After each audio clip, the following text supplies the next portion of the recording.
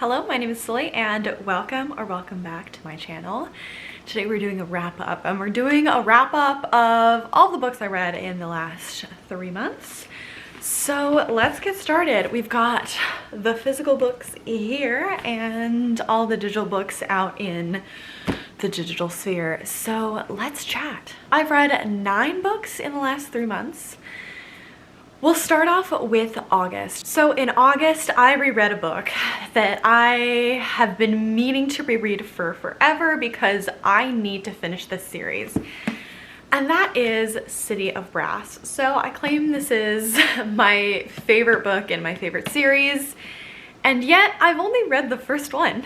So I feel like a fraud and I need to fix this because I have all the books in this series. This series is amazing. I love the writing, the world building. It's just incredible. So I needed to reread it because I originally read this in maybe 2018. I reread it in like 2019 or 2020. And now it's 2025, so I don't remember what happened in this, and I needed to reread it. And now I'm finally continuing on with the series. So this book starts off in 18th century Cairo, and you follow the main character who discovers that she has a very fascinating lineage that ties her to these jinn. And these jinn live in Diababad. She follows an ancient jinn warrior to this city and the story takes off from there. There is a romance. It is very much a slow burn throughout basically the entire series as far as I know, but very much in this one. And it is so slow that you may question, so like, is it going to happen? Yes, it is, and it's worth it, and it's fantastic, and it's beautiful. So I love the writing in this. Essie Chakraborty, or Shannon Chakraborty as she is written under for other books, is a great writer. She really knows how to tell a story and I loved this. It was actually a 4-star, maybe like a 4 or 4.5 on rereading it for the 3rd time.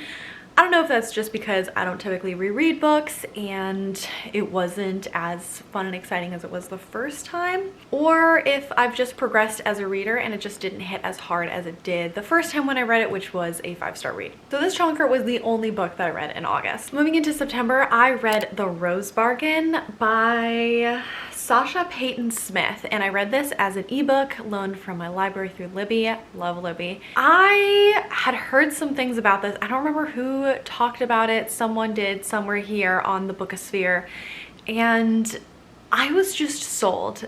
Basically, this book is, think The Selection meets The Hunger Games. It takes place in a fae world. There is a fae queen who is a little bit evil.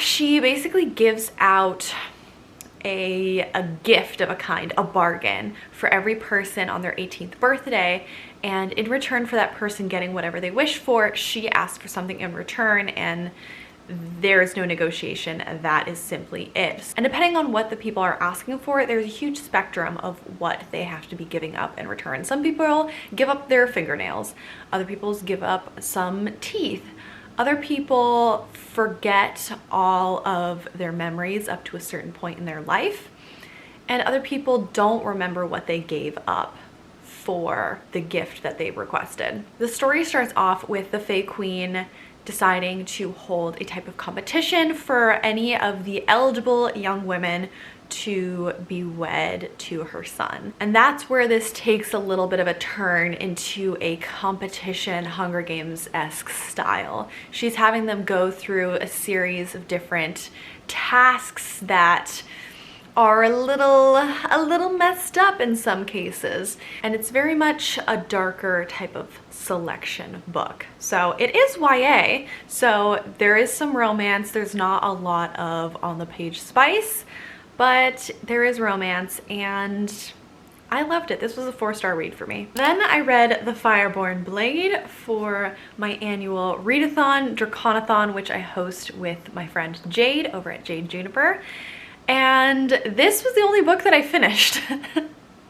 I started 3, and this is the only one that is in this wrap up. I am finishing another one and then another one I DNF'd, but I'll talk about those after this. So This book is tiny. This story is told through two different lenses, kind of. We have the night, and then also these different snippets throughout told as like legends and tales of different knights who have gone on this quest to find the Fireborn Blade. The Fireborn Blade has been lost for a while, and it is protected by this really powerful dragon. There's some really interesting fantasy world elements in here that you get to uncover as you read through it.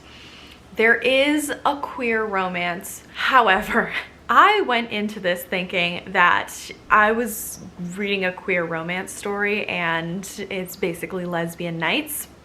No.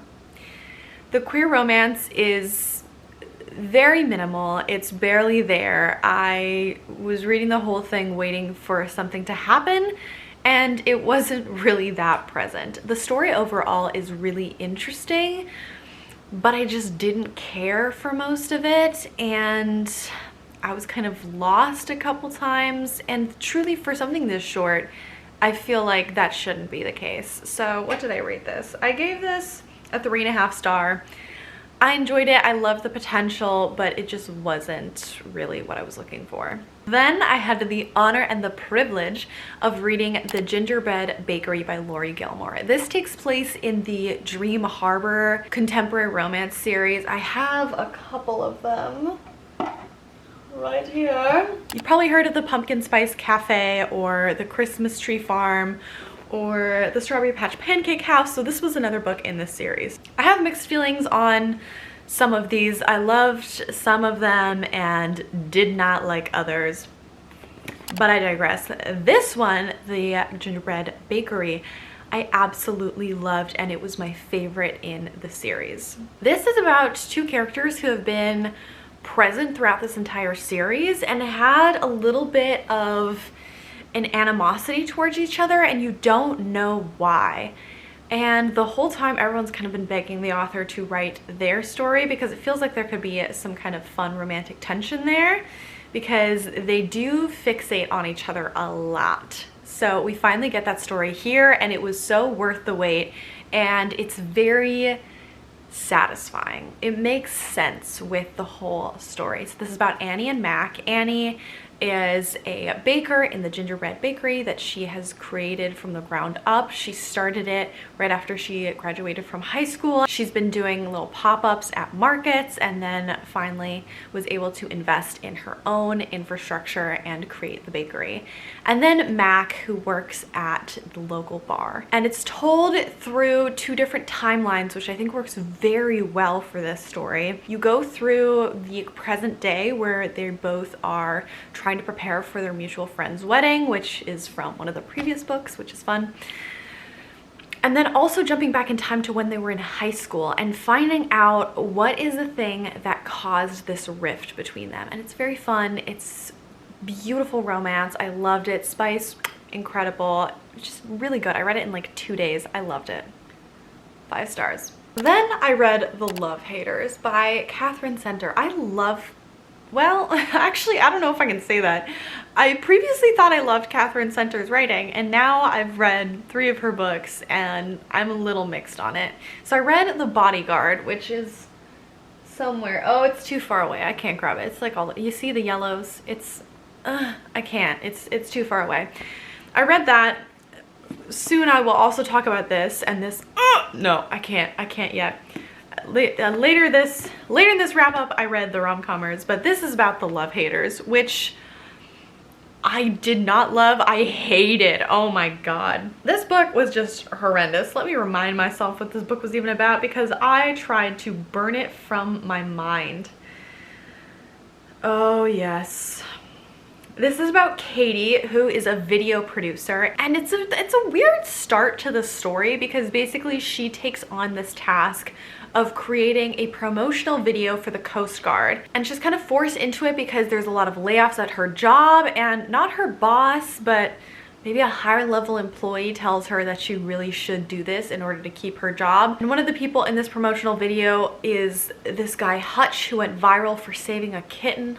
I don't know. It's very mishmash random. Either way, she finds out when she gets there that the guy in the video is actually the brother of this higher level employee that's telling her she has to do this. And there's a whole complicated family dynamic that I don't think it even ever really gets explored, but it's very present for all of it.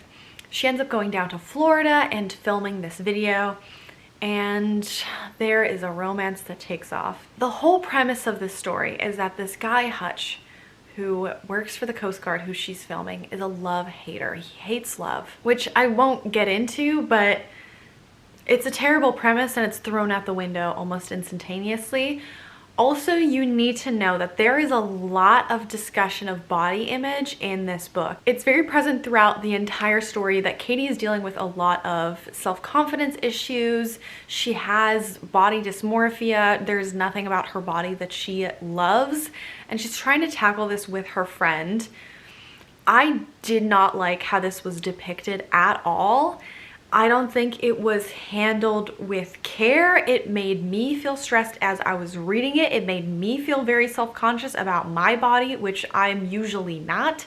I should have stopped reading it probably because I didn't like the effects it was having on my mental health, and I kept reading it because I was like, maybe it's going to have a positive spin, and maybe it does, but not handled well. And I did not like this book at all. I gave it 2 stars. Nope, no thank you. And then I read the rom-commers, which I enjoyed a little bit more, but what in the deepest hell is this? Why are we doing this to books now? I don't understand why all standard release books now need to have this. What is this ugly ass sprayed edge? I can't do it. I specifically tried to order this book to make sure I didn't get this. I still did. So like, there's no winning. And listen, it doesn't take away from the actual substance of the book. I'm just being over dramatic here. But I truly think that this is horrendous, and I don't think it makes sense at all. I love a stenciled edge. I love a decorative edge. But if you're going to do this of just one god-awful color on the sides of every single part of this book, why would you not make it an accent color that is like somewhere throughout here? Like maybe the yellow could have been something, but this is just, it blends into one block. I can't, it's, I hate it. Either way, I have this book, I enjoyed the read, so like, it's not like I'm gonna buy another copy of this when we finally get the second printing that doesn't have this. This, publishers, if anyone out there is listening, this makes me not want to buy a book until much later in its print run. You know how long I had to search for the pairing, which had a special print run of like purple, which, why in Gad's name would it be purple? It doesn't, I sure maybe this, but like that doesn't make any sense. It had like purple with little airplanes, hated it, god awful. I just searched everywhere to get a normal print run of this book. Don't even get me started. Oh God, I can't. Maybe I should just make a whole video on that because clearly I have a lot of thoughts to express. Anyways, I read the rom-commers. I did enjoy this much more than The Love Haters. Not as much as I enjoyed The Bodyguard, but I did enjoy this. This is about a woman who's trying to become a screenwriter, and then a mutual friend of hers and this like really famous screenwriter pairs them up together because this very famous screenwriter is trying to write a romantic comedy script. And it's god awful. Like, this is not his forte at all. He's trying to write this, and it's very unclear why he's trying to write this story and why it's coming out so terribly. And you find out more along the way of why he's so set on writing this and why he needs to publish this, and also why he's so okay with it being bad and why she is refusing for it to be bad. So the story really gets started once the two of them make a deal to make this script better, and maybe there is a little bit of romance along the way. Overall, I thought this was good. It wasn't great, it wasn't incredible. I had a good time. It was a decent romance. It was an interesting plot. There were a couple twists and turns. Overall, I wasn't very impressed. And this isn't a story that I think needed to exist, which, you know. But if you're looking for just a nice, solid romantic comedy with not a lot of problematic body dysmorphia, then like this is it was a good time. I read it very quickly.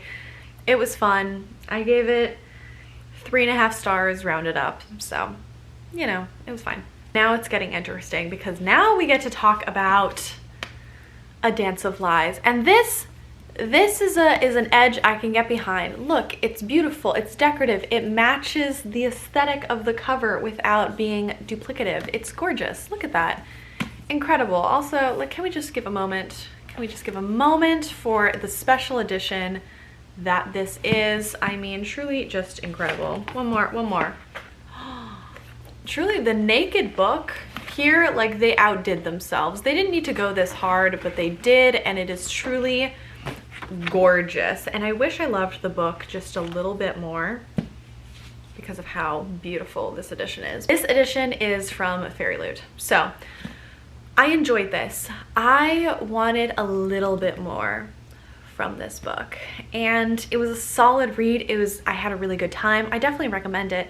It just wasn't everything that I wanted it to be, which is not fair to place on a book. This starts out about a young woman named Vasily, who was once the prominent dancer in the King Ilion's court, and he framed her for murder.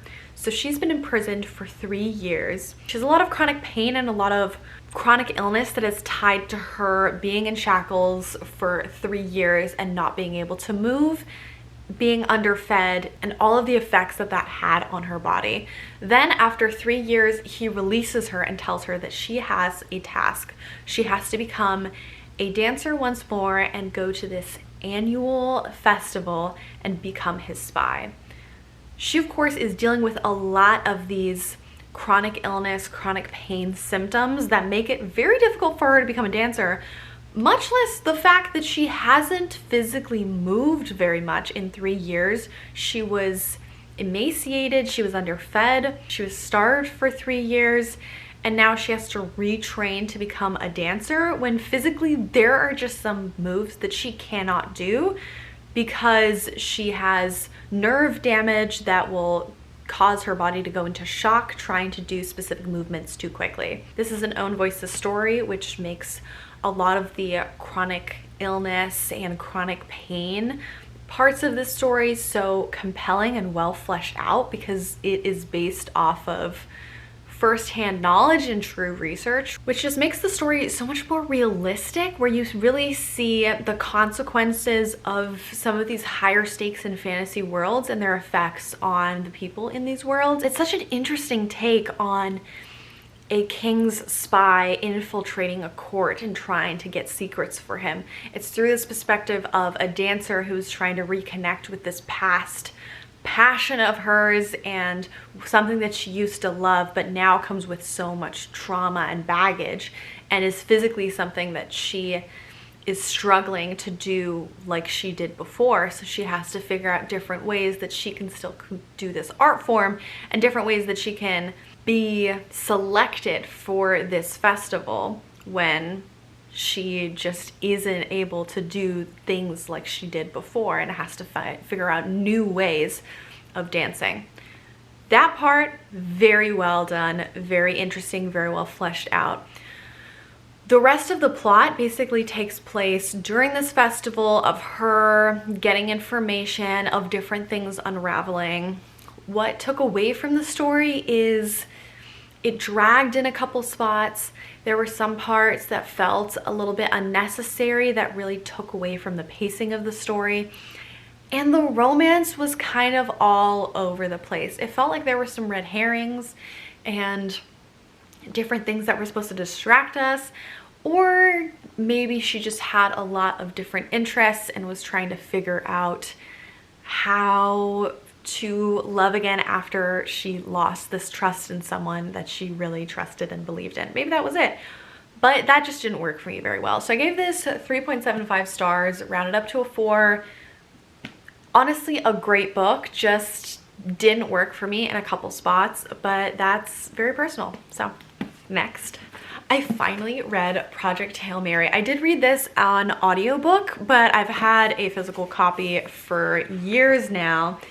It just made sense to read it on audiobook with my commute. So I was able to get the audiobook, and I also have this Book of the Month edition from years ago. I don't even remember. Whenever this came out, I guess, because I haven't been subscribed to Book of the Month in years. I wanted to read this before the movie comes out in, it's either January or February. I think it's February of 2026. I'm so glad that I did. Oh my God. I've been hearing about this book for a long time. Since it came out, people have been raving about it. But for some reason, I started maybe like the first 3 pages and thought, I really thought that this was all about just a guy floating in space. I mean, I wonder where I got this idea. Either way, I thought that was the whole plot. I thought it was just about him floating in space. That is not the case. You go back and forth between where he is now on his spaceship, trying to figure out a solution for a problem that has hit mankind, and then going back in time to how he got into this position in the first place, which is so interesting. I won't give away any of the details because I truly went into this, like I said, I thought it was just about him floating in space. I knew nothing, and that made this such a wonderful journey. I got some tidbits from the movie trailer, which I am actually upset that they showed a certain thing in the movie trailer, which it would have been so much more fun to just discover because it was such a lovely surprise. Either way, there is something bad happening to Earth. All of the world's scientists are working together to try to figure out a solution for this, how to combat it. Somehow he stumbles into helping try to find a solution, and somehow that leads to him being on a mission in space trying to find the solution to this problem. That's all I'll say. It's so funny.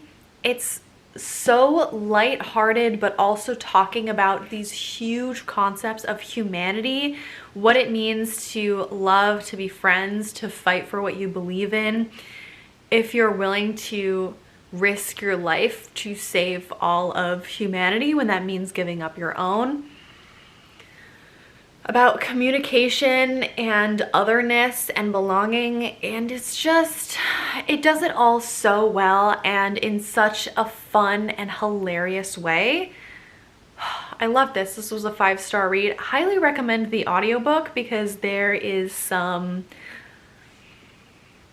I'm not going to say what it is, but there are some elements that really lend itself well to being heard over audio. That's all I'll say. Loved it. Last book we have to discuss is People Watching by Hannah Bonham Young.